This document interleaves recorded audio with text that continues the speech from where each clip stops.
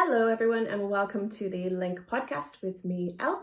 Remember, if you're studying English, you can study the transcript to this podcast episode as a lesson on LingQ. I will always pop the lesson link in the description.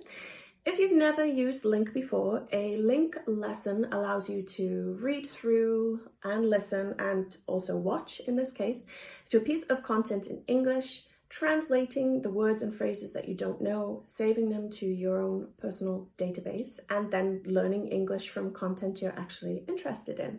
So check it out. The lesson link, as I said, is in the description, and you can also find all past episode lessons there also. Today I have another wonderful guest for you. He is a polyglot YouTuber, also designer, software engineer, and a data scientist. No big deal. Robin MacPherson. How are you, Robin? I'm doing very well. How are you today?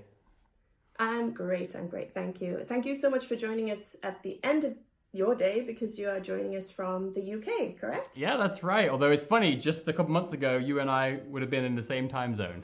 But... Right, because you're in San Francisco. Right, exactly. Yeah. So whereabouts in the UK are you now? So I am now in Bristol. So I guess we call the Southwest, right? Okay, perfect. Yeah, and you're in Vancouver, right? Yeah. Yes. Vancouver originally, though, and we talked about this before we started recording, I'm from Cardiff, which is basically right next door to Bristol. Just across the bridge. So. Yeah. Awesome. Sunny Cardiff, sunny Bristol. Exactly. So Robin, as I mentioned, you are a polyglot, a YouTuber rather. Mm-hmm. Your channel is such a wealth of knowledge for anyone who is actively learning a language, maintaining a language, interested in learning languages. So tell us, what languages have you studied? Yeah, so I've studied, Spanish was the first one I did independently. Then Japanese was the language that I really fell in love with, not just languages, not just Japanese, but the art and science of learning languages. After that was French. I don't remember the order after that, but then there's Portuguese, Italian, German, Swedish. Now I did also learn Dutch at one point to a reasonably high level, but I no longer speak Dutch. And then Mandarin Chinese has been a language that I've been learning most recently for the last couple of years. That was a really varied selection of languages there. Yeah. So Spanish was the first language you studied, you said? Yeah, I did French in school, but I was so terrible at learning languages that my teacher said I would never speak a foreign language. So that prediction ended up not being true, thankfully. But Spanish was the first one that I actually said, I want to learn a language. I was 16. It's one of the only things in my life, I have no clue why I've done so many things like skateboarding or basketball where I can remember the moment that I was inspired to do it by somebody else. Right. Spanish was the first thing. I have no idea, but I just called my mum. Was like, Mum, can you get me because back then I had no clue. I'm like, can you buy me a CD or a book? And so she got me, fluent in 6 weeks. A little book and a CD with some flashcards you could cut out. That was where it all began. Wow. And so to go back to what you said about that teacher, I think that is amazing. That was a French teacher. Have you spoken to that teacher since? No, I did try to reach out at one point after I got out of uni, but I didn't hear back. So, yeah, a bit of a shame. Yeah. Well, I wonder if that spurred your interest to actually improve her, that teacher wrong, to prove her wrong. It's funny. I've never had that. I think it's not really in my personality, but I will say after having sort of become so passionate about language learning, and also most of all seeing the effects that had on my life. I mean, all the best things that have happened in my life, even things that are not to do with languages, like becoming a software engineer, for example, none of that would have been possible without at some point realizing that I could learn a language. That's how it began.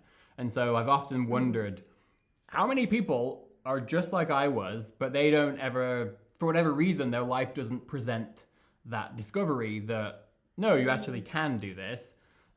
And that's what made me, honestly, that's been one of the most powerful driving forces in terms of me wanting to help people not just learn languages, but sort of, it sounds cheesy, but, you know, believe in their ability to learn independently, much beyond languages. I've just found that languages have been my best vehicle to making that positive impact. But certainly my aspirations are that, you know, the work I do to help people learn languages, hopefully it then goes on to have a bigger impact in their lives, as it did mine. Mm-hmm.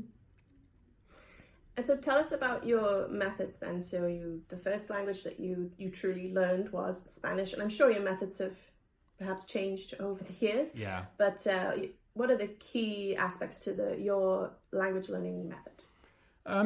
I think that these days I would overall classify myself as sort of an input first, you know, learner. I don't tend to speak until much later on. I've actually been documenting the process recently of finally starting to speak in Mandarin Chinese after 2 years. You know, I almost think it's gotten simpler over the years. You know, where the beginning stages, it really depends on what's available. You know, like I find the beginning stages, whether it's an app that I like or a certain textbook, basically finding a good set of resources. But basically the first phase of learning for me is about seeing as much of the language as I can. So it's not about mastering anything. I just want to see all of it in terms of the key structures, the key grammar things. Like once I've seen at least a few times, like, okay, that's how you do past tense, or this is how you do that. Even if I forget it, I've seen it now. So it's the entire journey after that is about actually cultivating and sort of deepening my knowledge of all those things. So first phase is sort of finding a set of resources I like so I can see everything. And then after that is where it gets more interesting to me, where I do a variety of things, such as I like reading a lot, so I do enjoy extensive reading. However, one thing that I find makes me a bit different than lots of people who certainly follow my stuff, I'm a big fan of more intensive reading as well. A lot of the methods that I use tend to be a little bit more intensive.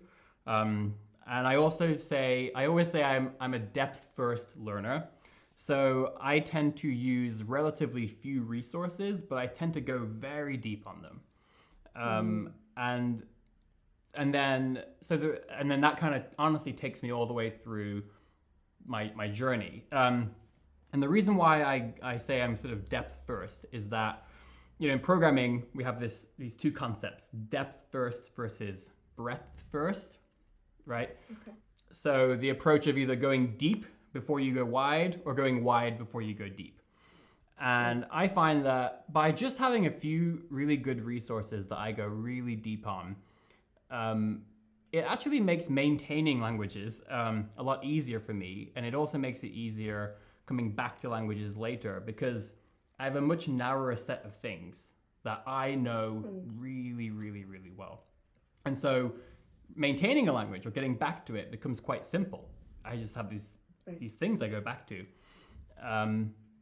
Yeah, I guess I could talk for hours about my different methods and stuff, but I would say I want to see everything, and then I want to combine things like extensive and intensive reading. I want to combine sort of extensive listening with things like transcription. I do a lot of substitution and manipulation drills. And then the other thing that I think makes my learning style perhaps stand out online, at least, is that I tend to develop my speaking skills without really talking to people in the beginning. Okay. Yeah, and this is a style that developed mostly out of necessity, where I just didn't have people to talk to, and I didn't have the money to book a tutor or something.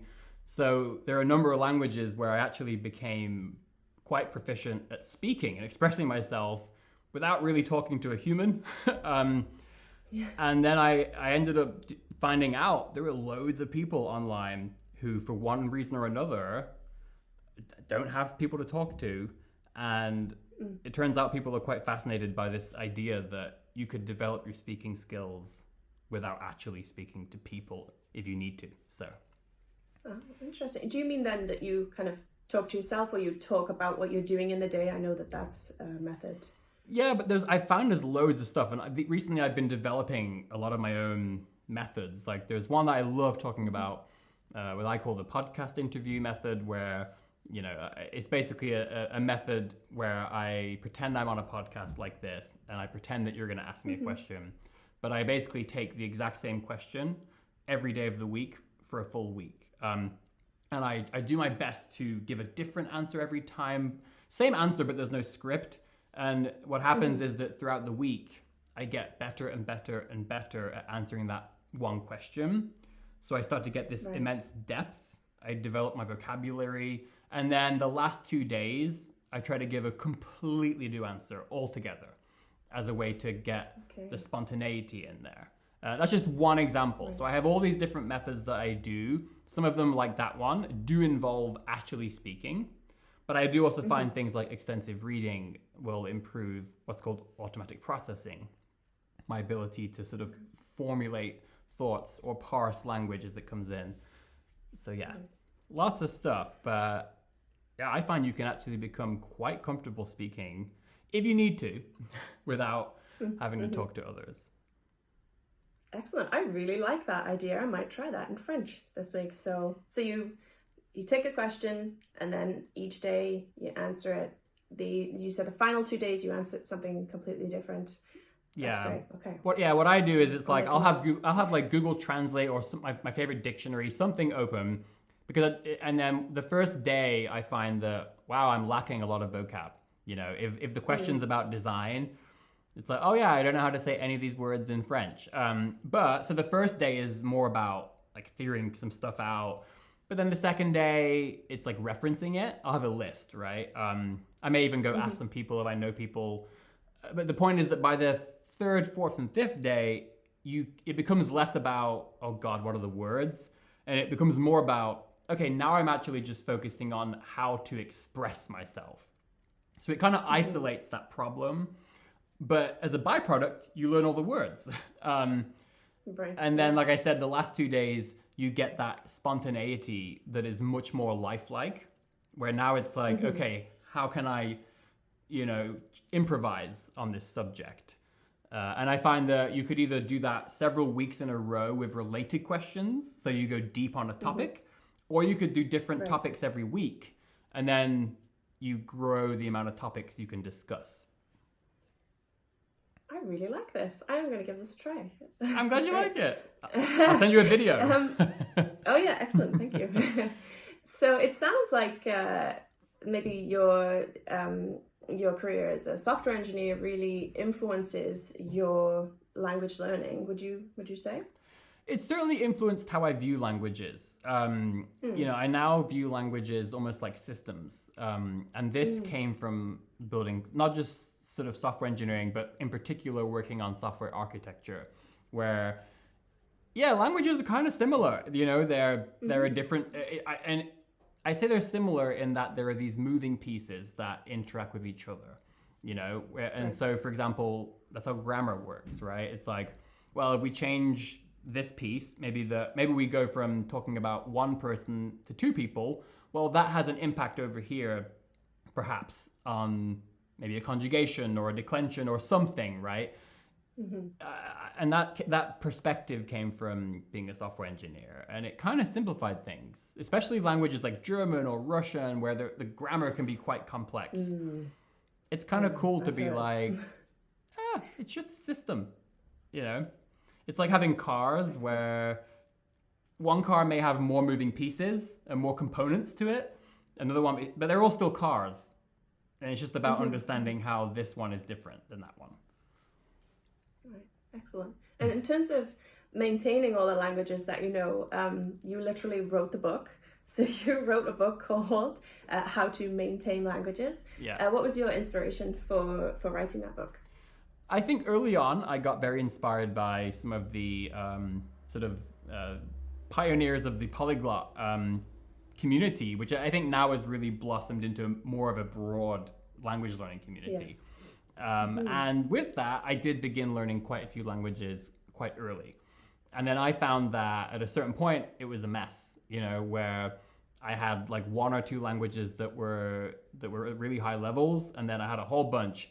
And it was very overwhelming just to even keep them at a basic level concurrently. And I just thought, I have to figure this out because I want to learn these languages. And those are almost the exact same ones I know today, except for Chinese. And so, yeah, I just thought I have to figure out a system that works for my life, something that is sustainable, that will allow me to not only keep them at the same level, but over time deepen my knowledge of all these languages.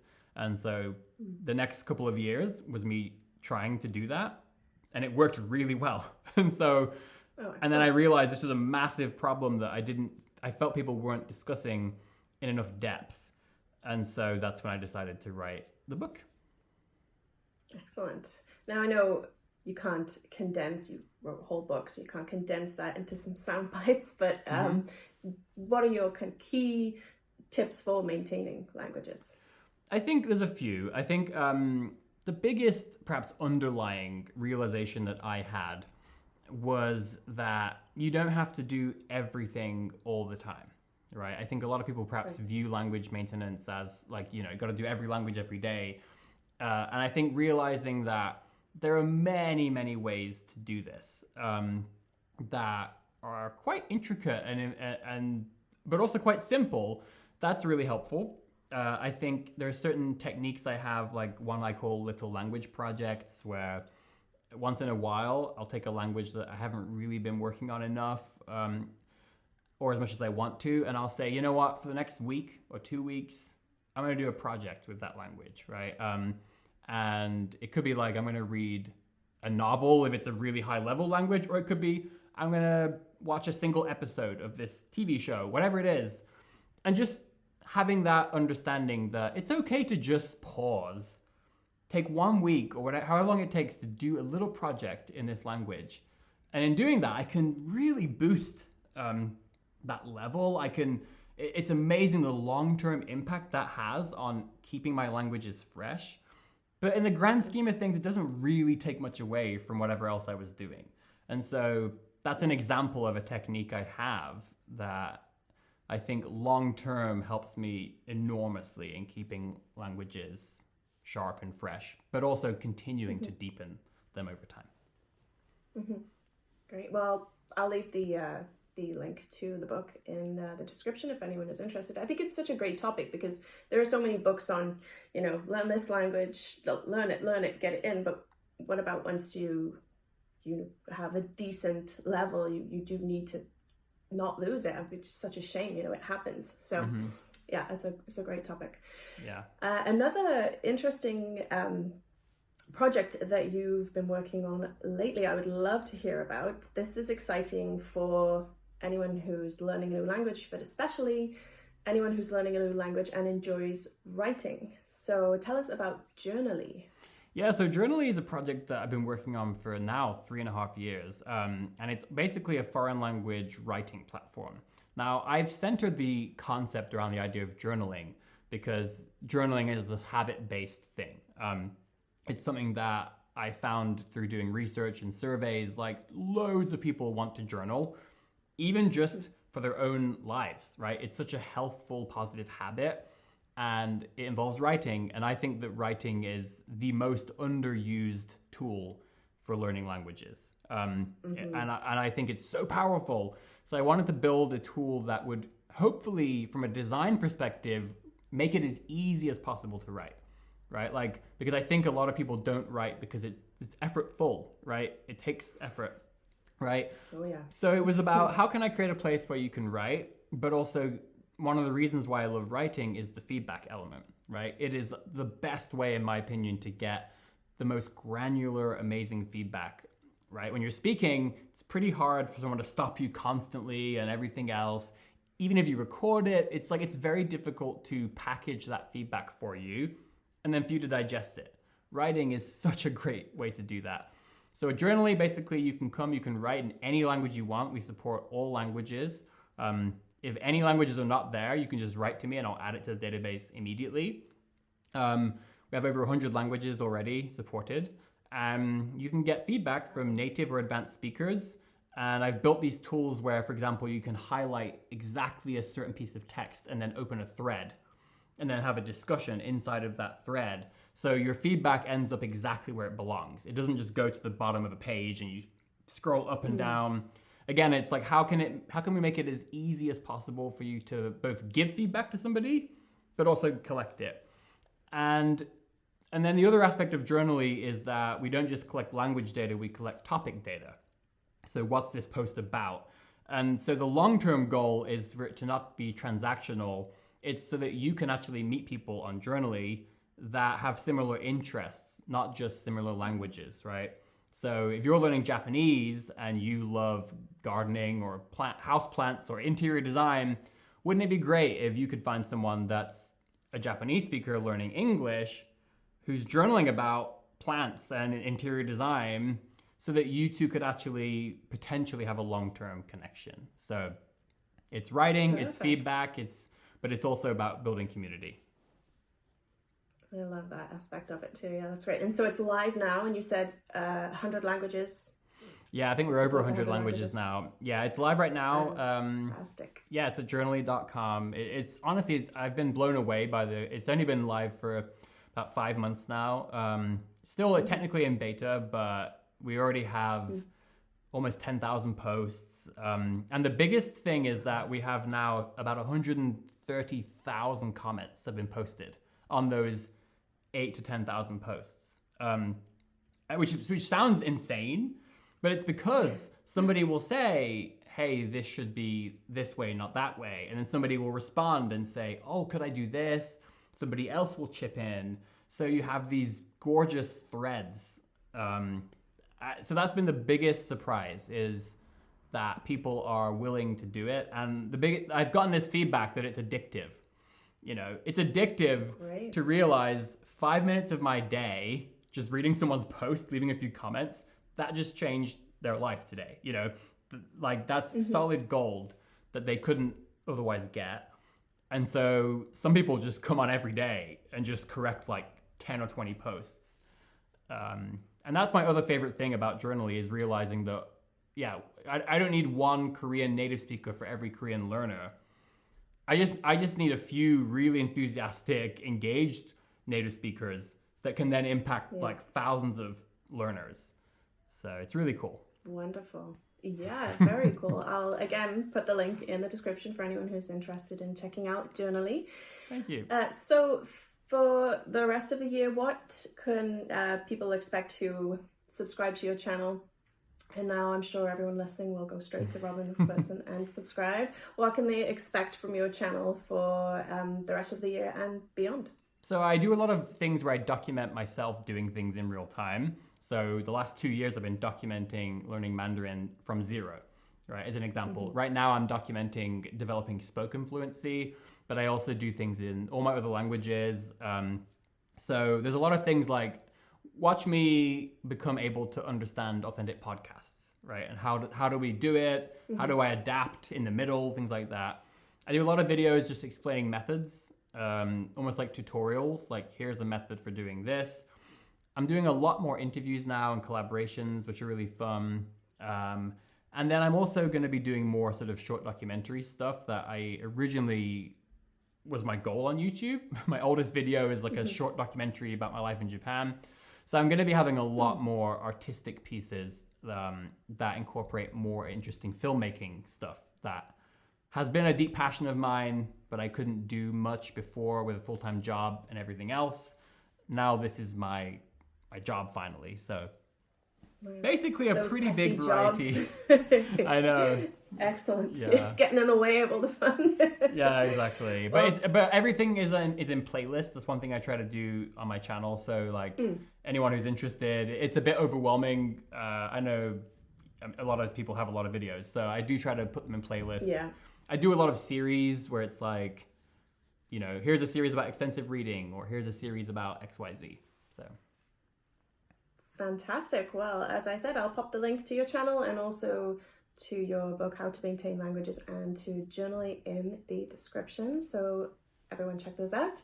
And Robin, best of luck with all of your projects and your channel. And thank you so much for joining me today. It was a great, interesting chat. Yeah, thank you for having me. It was really pleasant to talk to you, and I look forward to seeing all of your future guests as well. Excellent. Great. Thank you, Robin. Bye-bye. Thank you. Bye.